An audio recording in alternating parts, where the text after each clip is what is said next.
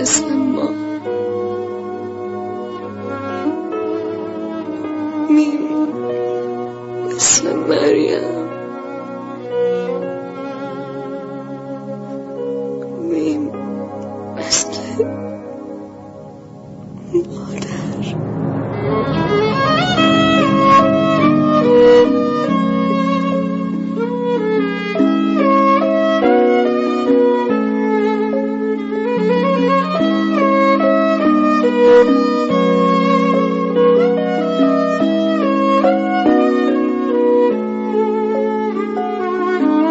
کاشکی میشد بهت بگم چقدر صدا تو دوست دارم، چقدر مثل بچگیام لالاییاتو دوست دارم، سادگیاتو دوست دارم، خستگیاتو دوست دارم، چادر نماز زیر لب خدا خدا تو دوست دارم.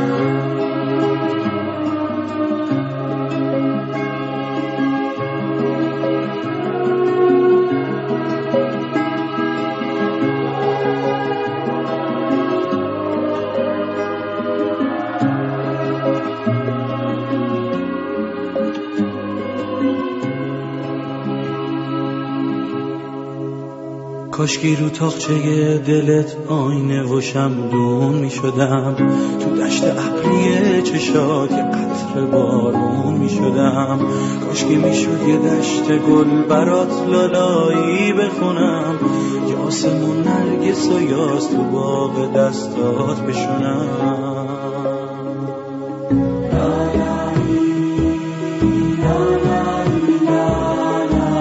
بخواب که میخوام تو چشات ستاره هامو بشمرم.